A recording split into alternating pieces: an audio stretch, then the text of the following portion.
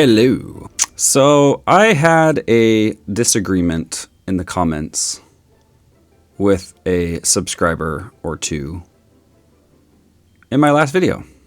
And if you weren't there in the last video, I criticized the video because they used the Barthel index, which is a measure of stroke outcomes, and they dichotomized it into good versus bad recovery. And I said that's a terrible idea, and I stand by that decision. However, some people had some things to say in the comments. This person said, this analysis, meaning my analysis, answered a fundamentally different problem to the original paper. The paper utilized a recognized cutoff for whether a patient had a good outcome or not, while this analysis attempted to predict which variables improved outcomes overall. The outcome is effectively the results of a questionnaire. To take action based on this, a clinician is probably going to want some sort of cutoff to inform decisions. So they seem to be defending the original authors in their use of a cutoff. To which I said, their outcome, binary, is contained within mine. In other words, my model has more information. Why would you not want more information? If a clinician wanted to categorize it, my model will allow that. We just build a prediction model from the entire dataset and dichotomize the predictions. That's way better than building the model from the beginning with less information.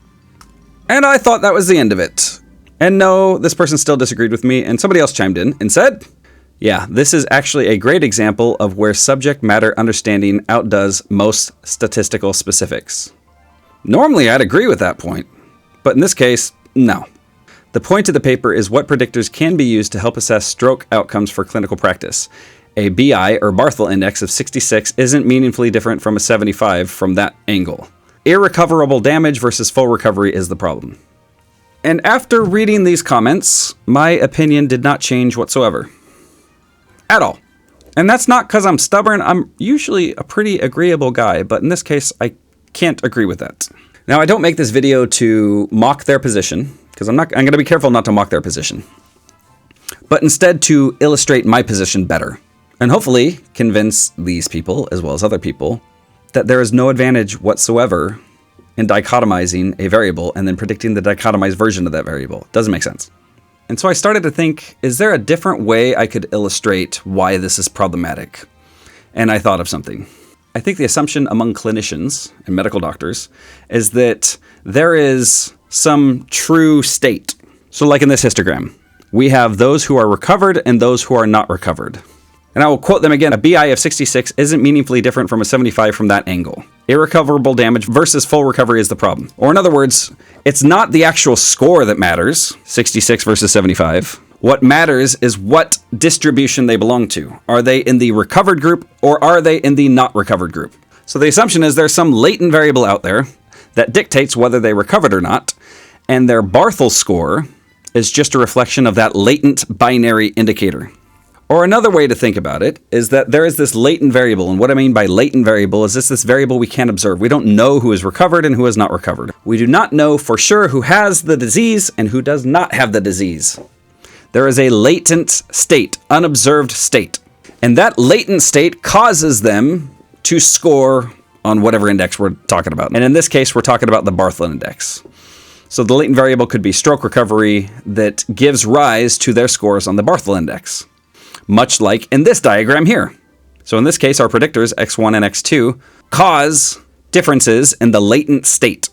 It causes people to be more or less likely to recover. And then that recovery, latent variable, then gives rise to their Barthel index. Well, fortunately, we can simulate that.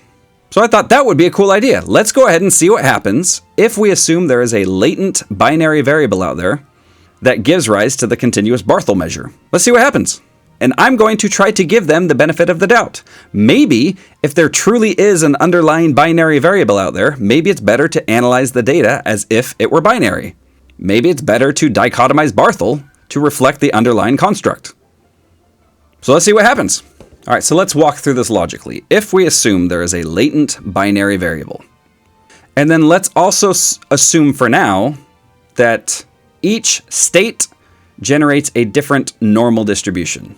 And I say normal now, but we're going to relax that later. But let's just say that those who are diseased generate a normal distribution and those who are not diseased generate a normal distribution. Now, if there really is an underlying latent state of diseased or not, or recovered or not, then what we would naturally expect is that the Barthel index would be bimodal, or whatever index we're looking at. If we're looking at any sort of disease measure, we would expect it to be bimodal. One mode for those who are diseased and one mode for those who are not, or one mode for those who are recovered and one mode for those who are not. But unfortunately, the Barthel index doesn't look like that. It looks like this. It's more positively skewed. So already there starts to be problems with this assumption that there's this latent state going on. And very often these disease measures, not always, but very often these measures are normally distributed. And so if the combined distribution is normally distributed, what does that mean? That means that the latent binary class also has to generate a normal distribution. And the most obvious way for that to happen is if the means are very similar to each other, like in this example. So we have the red group being the poor recovery group and the blue being good recovery. And if you look at the overall distribution, we see that it looks together, the combined distribution looks normal. And so I decided to simulate that. And so what I did was I generated data where the predictor variable, x1 in this case, is very, very, very highly correlated with the probability of being diseased or not, or probability of being recovered or not. And that's what the plot on the left shows. This shows the actual relationship between the predictor variable and the probability of full recovery, or the latent class variable.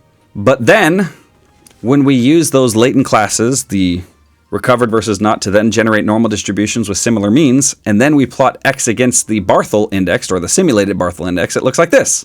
Or in other words, the signal is super weakened relative to where it was with the latent variable. And that actually makes sense, because we are forcing the latent class to generate a unimodal symmetric distribution.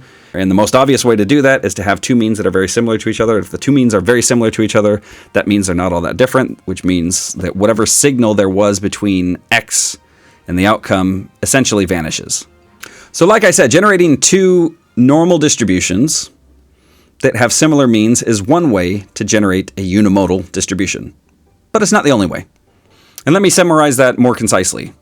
If we assume there is a latent class indicator, recovered versus not, that generates a symmetric normal distribution, that generally means the two means are going to be very similar, but if the two means are going to be very similar, then you basically lose any relationship between x and the outcome. So now let's try a different model. So before I said that the predictor variables cause the latent class, and then the latent class causes the Barthel index. But now we're going to say, all right, maybe the latent class causes both x1 and x2, as well as the Barthel index. Does that make a difference? Can we recover any signal between x1 and Barthel under this model? No. Well, we recover a little bit of a signal. And this was simulated very similar to what it was before, where x had a super, super strong relationship with the latent class probability. But then as soon as you force those distributions to be unimodal, it again gets rid of the signal. And so what you're left with is something like this, where there's very little relationship between x and the Barthel score. And once again, the reason why is because if you are forcing the distribution to have similar means so that it is unimodal, it gets rid of all the signal. So far, it looks like this theoretical model that there's this binary class state that generates Barthel scores. So far, it's not looking that good. And so what we learned when we do that, in order to make that happen, we have to make the means similar. And when the means are very similar, it essentially gets rid of any relationship between the x and the Barthel index. So now, is there a way where we can generate a distribution where the means are very, very different? Sure, there is. So maybe you can think of this distribution, which I showed earlier, instead of it being like two normal distributions with similar means, we instead assume that underlying that there are two different distributions that look like this. So we got the not recovered group in blue and the recovered group in red, and they have very, very different distributions. And so the recovered group, its center is around 80, and the non-recovered group, its center is around 25. So that's a more generous way of looking at it. So what happens if we assume that is the underlying distribution? Now, remember, the goal here is trying to recover what that latent state is, either diseased or not, or in the case we've been using, recovered or not. So if we assume that, I see two ways we can do it. One is that we could do what the original authors and what these commenters are suggesting, is we take the original Barthel index. Anybody below 60, we say they have not recovered. Anybody above 60, we say they have recovered, or vice versa. I can't remember which is which. And then use that as our outcome and then predict that using logistic regression. That's one way of doing it. What I was suggesting in the comments was instead you use linear regression. So you keep the Barthel index as is, build your model with the Barthel continuous index, and then if you still need to make categorical predictions, then you use the predictions from that model to predict those who have recovered versus those who have not. So to summarize, model 1, we categorize first, then build a model. Model 2, we build a model first and then categorize the predictions. Which one's going to do better? So to answer this, I built a very simple simulation. Step 1, create predictor variables x1 and x2. And for my simulation, I just said that they were correlated at 0.3, but it really doesn't matter. Step 2, we're going to use those predictor variables to then generate probabilities of belonging to each class. And so that looks like this. The probability of recovered is equal to 1 divided by 1 plus e to the negative 1.5 plus 1.75 x1 plus 0.5 x2. And you may recognize that as a logistic regression. So essentially what I'm doing is I'm giving x1 a steeper slope than x2. 1.75 is a pretty steep slope. And to get an idea of what it looks like, here's some visuals showing the relationship between x1 and the probability of recovering versus x2 and the probability of recovering. And again, x1 is super correlated with the probability of recovering, whereas x2 is much less correlated. So now that we have a bunch of probability of recovering scores, then I'm going to classify those using a random number generator. And this is a little technical. If you're interested in seeing exactly how I did that, I'm going to leave the code on GitHub for you to see. And for those of you who have no idea what I'm talking about because you're new to simulations, that's okay. Just try to follow. So now we have latent classes for every individual, either 1 or a 0, meaning recovered versus not recovered. Then what we're going to do is we're going to simulate distributions depending on whether they are a 0 or a 1. So those who recovered, we are going to simulate their scores to have a beta distribution with the shape parameters 5 and 2. And those who have not recovered, their shape parameters are going to be 2 and 5. And technically these are all multiplied by 100 to give it a scale from 0 to 100, but whatever. And that ends up generating a distribution that looks like this, which is what we saw earlier. And then at this point, it might be interesting to visualize what happens. So remember, this is x1 and x2 and their relationship with the probability of recovering. Now this is x1 and x2 and their relationship with the Barthel scores. Notice it is way more noisy now than it used to be. So now I am going to test my hypothesis directly. I'm going to fit two models and they look exactly like this. I've got a linear model that predicts the Barthel score from x1 and x2. And then I've got a binary model that predicts the dichotomized Barthel score from x1 and x2. Step 7, I'm going to make binary predictions from both models. So for the binary model, it looks like this. That first line is going to give us probabilities for each individuals, and then that second line is going to take those probabilities and generate either a 1 or a 0 using a binomial distribution. And the end result of that is we're going to get a prediction of which class each individual belongs to, based on their x1 and x2 scores. And then we're going to compare those predictions to the predictions from the linear model, which looks like this. So we're going to predict, which is going to give us a bunch of predicted Barthel scores from 0 to 100.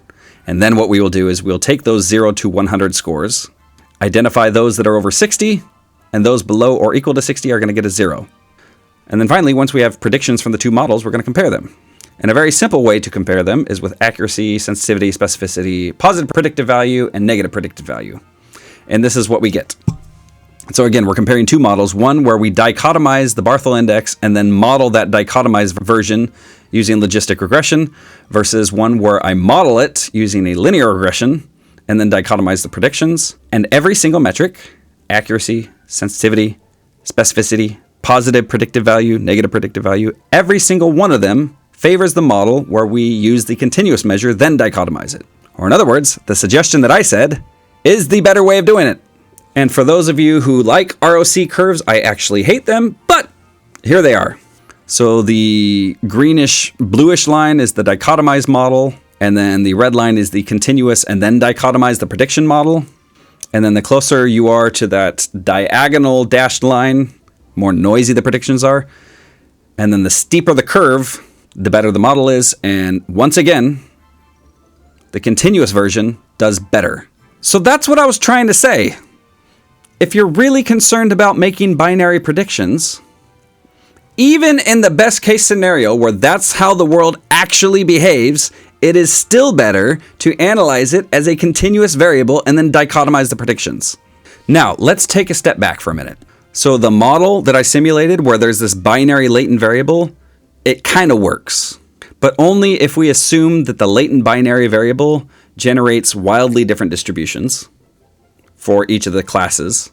Then what we can do is we can use the observed Barthel index, in this case, to try to estimate the unobserved information, the class, recovered versus not recovered. But inherently, I think this is a very flawed model. In other words, to think that out there's a true class of those who have recovered versus those who have not, I think that's a flawed way of thinking about things. The math doesn't seem to support it for a couple of reasons. One, if that actually happens in reality, oftentimes it will sever any connection between the predictor variables and the outcome that you're actually measuring. So if this model is operating, it's going to significantly weaken any relationship between the x's and the outcome. Second reason I think it's a flawed model is because in order for it to work, you have to have distributions that are very different from one another. And if they're very different from one another, it's probably going to look bimodal. But it doesn't look bimodal. And so the only way for it not to look bimodal is to start using these weird beta distributions, where one is positively skewed and one is negatively skewed. Now, is it possible that that's what happens? I suppose. But it just seems kind of unlikely. So if that sort of thing were actually happening, where there is this latent class that is causing these things, I think we'd be more likely to see bimodal distributions or maybe severely skewed distributions. And I'll show you what I mean by that in a minute. And the final reason why I don't think this model is very plausible is because we saw some weird things happening with the observed data. If you look back at this plot, we see that when the relationship between x and the Barthel index passes through a binary variable, we still see this evidence of a sigmoidal curve. And a sigmoidal curve is just a curve that goes like that, or a logistic regression curve. And I have never, that I can recall, ever seen that in real data. That's a very unusual relationship to happen. And so if there really is a latent class out there that is causing these things to happen, we would see that sort of curve more frequently. So I just don't think it's a plausible model. For the most part, I don't think this idea of assuming that there's a latent class, I don't think it's very helpful. The data don't seem to reflect that sort of thing actually happening in reality. And even if it does happen in reality, you're still better off using the continuous version anyway. Now, does that mean there are never situations where a latent class makes sense? Well, not necessarily. I think a model that assumes that there is an underlying latent class would only make sense if we can think of situations where there would be very different distributions generated. So if you have two normal unimodal distributions, like in this example, it's not going to work. If that were actually happening in reality, there's no way you would be able to detect it. On the other hand, if your observed outcome looks like this, bimodal, then yeah, maybe that model is plausible. Maybe there is an underlying binary latent class going on. Or maybe in this graph in the bottom left, where the not recovered group is kind of like a positively skewed distribution, and then the recovered group has more of a uniform distribution. So if it looked like that, yeah, maybe that assumption makes sense. Or like in the bottom right, which is what we ended up simulating, where you have kind of more of a uniform looking combined distribution, but each of the underlying groups come from positive versus negative skewed distributions. So to me, those are the only three situations where assuming this latent class actually makes sense. But once again, even then, even in the most generous situation, where we do allow two totally different distributions, even then it's better to analyze it as a continuous variable. So let me repeat this as emphatically as I can. There is no advantage whatsoever to taking a continuous outcome variable, dichotomizing it, and then predicting the outcomes. You're much, much, much better off predicting the continuous outcomes, and if you still need a diagnosis, or if you still need some sort of decision making to go on where you need to classify that as yes or no or whatever, then you would use the predictions from the continuous version of the model to then make your dichotomizations. So I hope that clarifies things. And I also want to be careful not to gang up on people who are commenting. I'm not trying to gang up on these people. I'm just trying to illustrate why this is problematic. And hopefully this has demonstrated why it's problematic. Essentially all it does is it weakens your model. Makes it worse. If you want your model to perform well, if you want to be able to actually predict the latent classes, it's much better off to use a continuous version and then categorize the predictions from that model. Dang it! Ah! I forgot to do the thing! Ah! I can't end a video without doing the thing. And I also forgot to tell you that I just started a simplistics class, or open up a new simplistics class that starts in January. This time I'm accommodating my American friends. I've been accommodating my European friends. So this one is going to start Monday evenings from 6 to 8 Eastern Standard Time. So if you want to have live instruction from yours truly, visit the link below. Of course, if you don't want live instruction, you want to just do it at your own. You're like one of them independent people that like doesn't like to be told what to do. That's cool too. You can do a self-guided class, and I'll leave a link to that too. Anyway, good chatting with you. See you next time. Peace out.